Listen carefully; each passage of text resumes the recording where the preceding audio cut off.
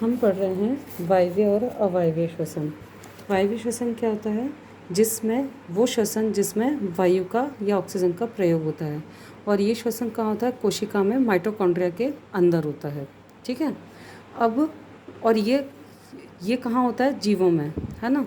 और इसके अंदर क्या होता है कि एक जो ग्लूकोज का अणु होता है, वो एक ग्लूकोज का अणु दो पायरुवेट के अणुओं में परिवर्तित होता है ना। और ये जो पायरुवेट का अणु है वो ऑक्सीजन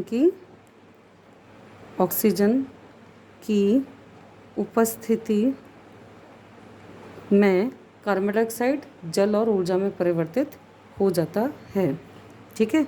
और इस वायवीय श्वसन में जब ऑक्सीजन की उपस्थिति में पायरुवेट के दो अणु CO2 जल और ऊर्जा में परिवर्तित होते हैं तो इसमें भोजन का पूर्ण विखंडन होता है, अधिक ऊर्जा प्राप्त होती है, और ये जीवधारी में होता है। अवायवीय श्वसन का नाम से समझ में आ रहा है जिसमें बिना ऑक्सीजन की श्वसन होता हो। और ऐसा श्वसन किस में होता है? यीस्ट और जीवाणुओं में। यीस्ट जो होते हैं वो ऐसे प्राणी होते हैं जो हरे नहीं होते। ठीक है। एक ग्लूकोज का अणु दो पायरुवेट के अणुओं में परिवर्तित होता है, और ये ऑक्सीजन की अनुपस्थिति में ये एथेनॉल, CO2 और ऊर्जा बनाता है। ठीक है। एथेनॉल, CO2 और ऊर्जा।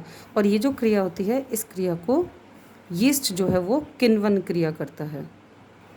ठीक है। कौन सी? किण्वन क्रिया। तो एक ग्लूकोज का अणु पायरुवेट के दो अणुओं में परिवर्तित होगा, वो तो सब में ही होगा। पायरुवेट के दो अणु तो एक ग्लूकोज के अणु से मिलेंगे, और फिर ऑक्सीजन की अनुपस्थिति में एथेनॉल, CO2 और ऊर्जा मिलेगी। अवायवीय श्वसन में किसके केस में? यीस्ट और जीवाणुओं के केस में। ठीक है। यीस्ट के केस में और जीवाणु के केस में एथेनॉल मिलेगा। एथेनॉल, CO2, ऊर्जा, याद रखिएगा। और इसमें भोजन जो है उसका आंशिक विखंडन होता है और कम ऊर्जा प्राप्त होती है। जब आपको अंतर आएगा वायवीय अवायवीय श्वसन में तो आप यही लिखोगे कि इसमें आपको CO2 जल और ऊर्जा प्राप्त होता है जब ग्लूकोज के अणु का विखंडन होता है और अवायवीय श्वसन में आपको ग्लूकोज के अणु से एथेनॉल, CO2 और ऊर्जा प्राप्त होती है। इसमें भोजन का आंशिक विखंडन होता है, इसमें भोजन का पूर्ण विखंडन होता है, अधिक ऊर्जा मिलती है, इसमें कम ऊर्जा मिलती है। ये इसके अंतर हो जाएंगे। और एक प्रकार का अवायवीय श्वसन हमारी पेशियों में भी होता है। जब हमारी पेशियां बहुत ज़्यादा थक जाती हैं तो उनमें अवायवीय श्वसन होता है। एक ग्लूकोज का अणु दो पायरुवेट के अणु में परिवर्तित होगा, जैसा कि हमेशा होता है, और फिर ऑक्सीजन की अनुपस्थिति में ऑक्सीजन नहीं होगी, ये अवायवीय श्वसन है। तो ये दो लैक्टिक अम्ल के अणु और ऊर्जा प्राप्त होती है।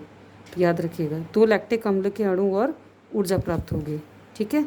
तो इस प्रकार से हमारा अवायवीय श्वसन समाप्त होता है।